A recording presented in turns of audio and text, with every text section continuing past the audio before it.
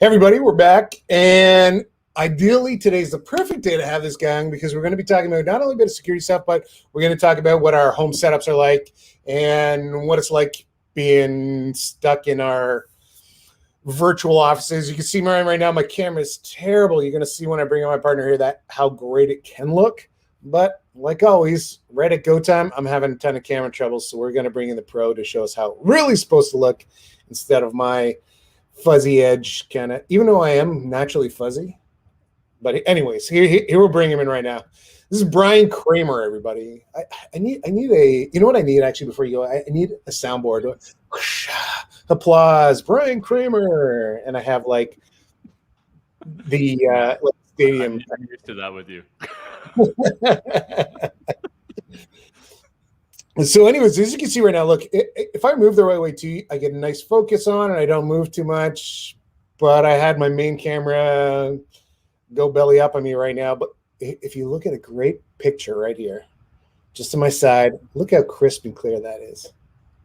I'm telling you, if you were more handsome, I would say we'd have a problem, but. Uh-oh. That's why we're not allowed in the same buildings anymore. Why don't you do a quick intro and we'll let everybody know who you are. Yeah, sure. Bryan Kramer, Regional Director of Engineering for Checkpoint in Canada. So I look after the cybersecurity engineering within our provincial province of Ontario. Cool. So one of the things I haven't done yet, and then I'm glad you and I can do together too, is this is not just like an F5 channel where I talk about F5 and we can't talk about any other vendors or bring other people in. This is really, like I said, and I always say, this is a channel for the people about the people that are in this industry and trying to get to know us. I feel like even though there probably is some overlap in what F5 and what Checkpoint do, it's more of a, we have these discussions in professional like Bryan and I myself are conversations with customers about how we help them better their security performance and what we're doing. And not only do that, one of the ways we're doing it right now is with and right before we got on, Bryan and I had this conversation about and correct me if I'm wrong, Ryan, about like, you know, how our setups look and what we're doing to kind of improve that experience for the customer in terms of kind of how we're seeing and how we're communicating. I'm not the epitome of that. I'm the just make it go. I'm that coder who just smashed this thing together and like, it works. Bryan is the guy who finesses it. And this is what we're talking about. So let's do a quick recap of what's your setup? Mic, camera, computer. Oh, Lord. Way too much. So my setup's a little overkill, so I don't really suggest it for everyone. But my camera is a Sony ZV-1. I'm using a Shure MV7. I'm using a Motu M2 audio interface. What else? Elgato camera mount, OBS for video and audio, aperture lighting, Elgato HD 60S capture card. So the whole 9 yards, and the receipt totals just add up and add up. So let's start with the Elgato pieces. What are those for?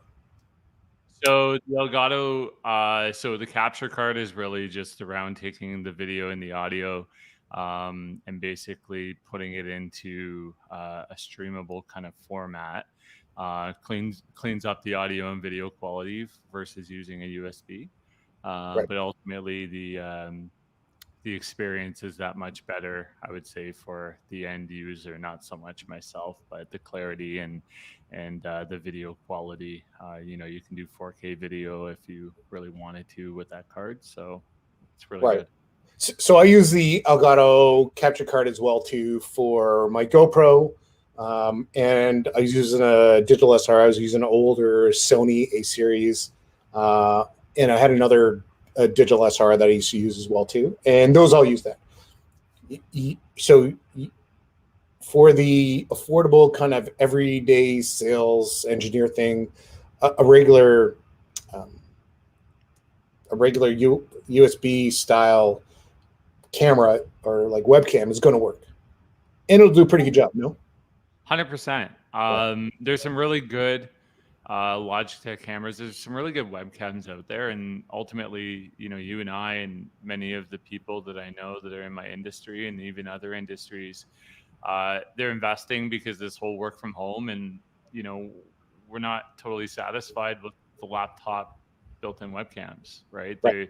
They're really they haven't advanced as far as I think people desire. And if we look at smartphones, and a lot of us look at it saying, well, why can't you just take that technology and throw it into the webcam for the laptop?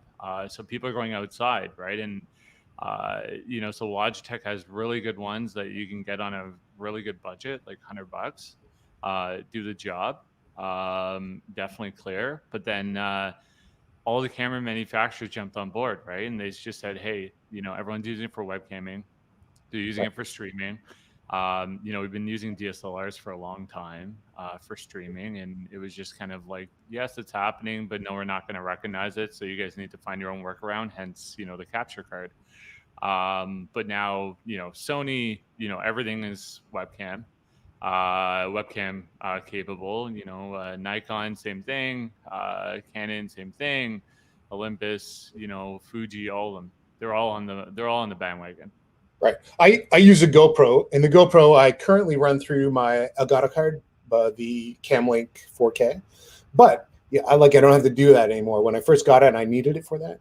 But now GoPro is the same thing. Like there's a software extension that'll allow you to run it directly from your camera through the USB. You don't have to do all that kind of stuff. The other thing too that I think that I find most people pride themselves on, and I know you do because I can see the mic in your picture, and it's a slick mic, aka the Joe Rogan, the Shure mic. I have one as well here too. I use a Rode NT USB, so it's not cheap, but I'm borrowing this as well from.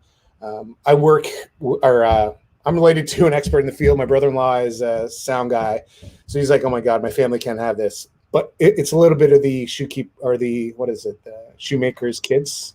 I'm like, I have some of this stuff, but I don't have quite there. I can tell you what to do, but I can't actually show you all the time. But anyways, yeah. No, so I have the Rode NT. Which Shure mic do you have? I have the MV7.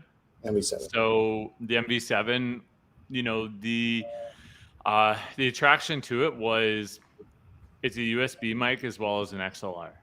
So it's not cheap. It's definitely not the SM7B, which is definitely that Joe Rogan kind of, if you're copying, kind of part for part. Yeah. But the flexibility is there, and I've used it on USB as well, and everyone's like, yeah, it's great. But I think you're in the same boat. A lot of other people are in the same boat. Is they really want crisp audio, and when they hear what you're on, or they can definitely notice a difference. Right. I get asked so many times, doesn't matter if it's customer, company, whatever. They're all like, well, are you using a phone? I'm like, no. Because, really the brass tacks is you can have, subpar video, but if you have really good audio, people listen and they're engaged. So hence why I invested a good chunk of money to have really good audio quality. Right. So it just improved. So you have a XLR is what I see, but you say you're plugging that through USB, or do you have some sort of device? What's the device? No, so I'm running an audio interface. So I'm using a Motu M2 audio interface, which is basically just the amp, and then it sends the video signal into the laptop. Okay, so right. Sorry, the audio signal. My bad. So Brian's running like the top of the line everything from our perspective, from engineers kind of taking that next step and making it look slick and great and sound wonderful. I'm currently set up today too. I have my microphone. It's a USB microphone too, and you can get a lot of them that are inexpensive. I have a recommendation of stuff that we would recommend because everyone does ask. You're right. Like, what do you use it for sound? What do you use for camera? Right now, the picture I'm using is the Logitech CC 20-something camera, and the picture's not terrible. It's still pretty good. It's better than the built-in for the laptop. And my laptop is less than a year old too. This is my personal laptop we're running on right now too. And the picture's still not that great when you're running all these different kinds of things. So the other one is less of a question about hardware and software that we're using is how do you talk right into the camera? For me, that's hard. Like that's one of the hardest things, especially I'm going to look at me and I feel like I'm not alone. Everyone wants to look at themselves on Zoom or whatever it happened to be on. But I always want to try and remember, I'm like, am I talking to the camera? My mother-in-law gave me a hard time about this weekend too. I was on that Zoom with you with the family and you were looking somewhere else. You weren't paying attention to me when I was talking. And I had to explain to her, I'm like, well, it's hard always to look right at that camera. And then I have a screen over here and I have a screen over here. And so what do you do? Or because you like I'm looking at you right now too, and you do that. I'm listening. I'm looking away. Then I'm looking right at you. So what do you do to keep looking at the camera and not looking at yourself or me? Honestly, it's it's repetition. It's so tough Yeah, because we're so programmed. Look at the screen, and that's been the curse of the webcam because you're looking at the screen. But now all of a sudden you get this camera staring at you that's in an off place. Usually most people have it to the left side or the right side of them. I have mine mounted on top because, again, I have the camera mount, so everything comes over the top of the laptop. But it's just repetition, and then it becomes second nature. But yeah, I was that guy right off the jump when I said, okay, I'm going to invest in this. I'm going to do a camera. I barely looked at it, and I saw a video recording myself. I'm like, oh no. That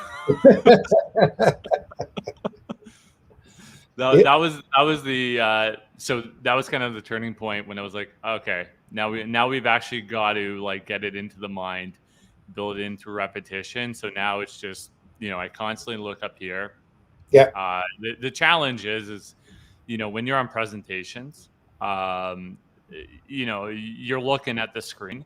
So you get to a point where you just end up memorizing your content, or you end up I'm not going to invest in it, but I've got some peers that invested in separate monitors yeah. with the content and just basically mount it near the camera, so it's a little bit closer to the visual eye. Sure, I tried to record some stuff too, and I have my camera. My main camera is here, right? So this would be me looking right at the camera, but I have my backup that we're looking at today is right here in front of me. But I tried to hang a script off the bottom of it and talk to the script. Then I found myself like you're doing this. I'm like, oh, I'm not reading. Stop looking down. Stop looking down. So I'm like, memorize your content. I find too, like I changed the view of us right now too. So if you had a shared screen and you want to share that too, ideally you're like, oh, here's the presentation's big, and then I'm going to be the small picture in the corner. So you know what, people don't look closely, but there's different tricks that I would use too when I'm presenting content and when I'm trying to look or everything too. But also too when I'm looking at, it's still hard. Like I find this really hard. We did a video, I guess, close to a year ago now, with Maggie Miller. Maggie Miller, her background is she's a broadcaster. She was on TV. She did news. She did everything. So we asked her all those tips too. And she's like, yeah, it's practice of kind of getting there and talking to the camera instead of that. I'll give you one other example. I don't know if you have ever tried this or seen someone try this. My daughter did a commercial recently, and they had it was anyways, doesn't matter what it's for. And what they did is they on the top of the camera they put two little eyeballs, like they made two little eyeballs and put it on top of the camera. She's like, they're like, listen, look at the eyeballs when you're looking here. I'm like, oh, that's so clever. So now anytime we were doing stuff with the camera and like talking to relatives and family, we're like, look at the eyeballs, look at the eyeballs. So I find I think about that more when I'm doing it. So hopefully, I don't know. Am I doing okay today? I know I am, right? Obviously. No, yeah, no, you're doing great. But yeah, that's, you know what? This goes back to old school. I don't want to say old school. I'm starting to date myself. But, when you're presenting to the customer, right? And they know if you know the content and they know if you don't, because you end up so focused on, the PowerPoint presentation on the screen. or you're looking at your laptop while they're staring at the screen, and it's really taking the same type of behavior, which is knowing your content and focusing on the audience. Right. And this is really what drives the engagement. It's just moving it from a physical world to a virtual world. 100%. I totally agree. As much as like I'm still doing this and we're still having the conversations, I am getting that virtual fatigue. I'm looking forward to getting back to being in front of people whenever that happens to be, or whatever regions I'm supporting. But I can't wait to still do this, but also be able to reference about, hey, I just went out last week and met this customer or this partner and had this conversation, instead of someone saw me on the computer. And I'm actually great in 3 dimensions, except for I think I'm way bigger in real life. That's the difference. No. Whatever. I think no one realizes I'm like over 6 feet and I'm like 260 pounds. I don't feel like I look that big in this camera, but I'm a big dude. Anyways, it's the beard too. Anyways, here, let's go. Let's have a couple of security questions. One of the things that you don't have to answer right away, but one thing I want to start doing with everyone I have on is ask the security question: what is that ridiculous security thing that you would never do for yourself personally at home that companies do online all the time? And I'll give you one example. We considered using a CAPTCHA at our front door instead of a door lock. So the CAPTCHA would say, "You're not a criminal, check the checkbox." And if they checked the checkbox, they came right in.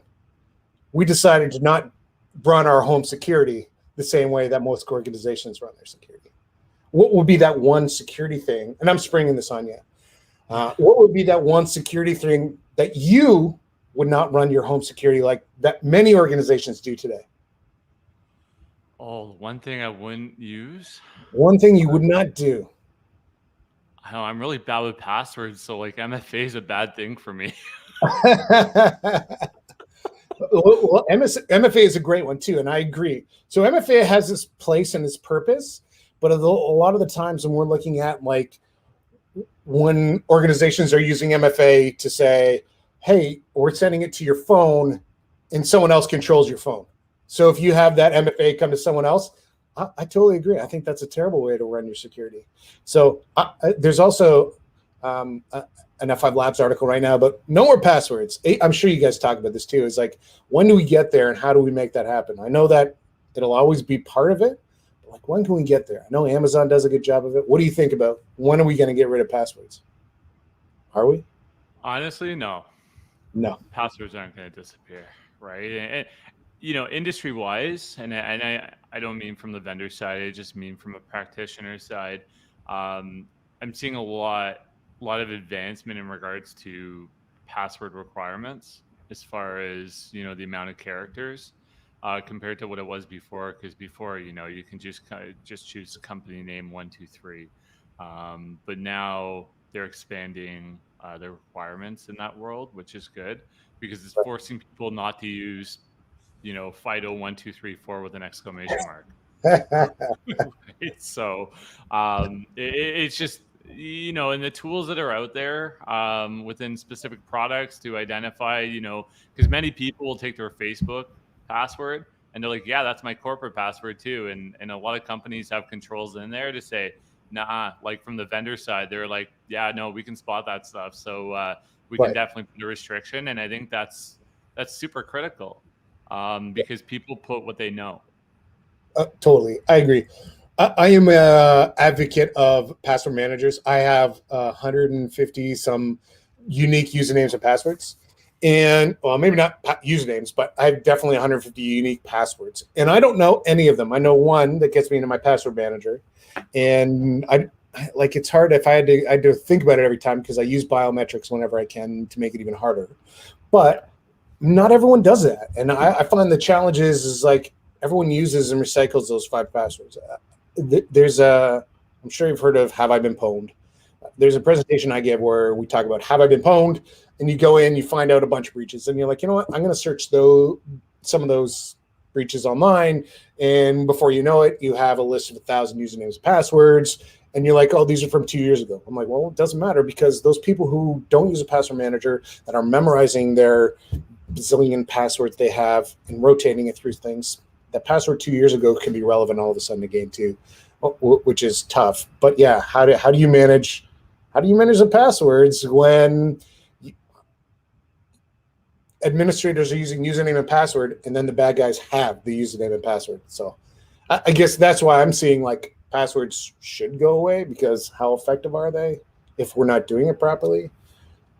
And anyways, lots of questions there, but that's a rabbit hole. yeah. Because again, like I'm gonna say we usually try to keep this around 20 minutes, but I want to hear like what is the probably number one thing that you're talking about with your customers in that security space? Like, what is it you're trying to help with mostly?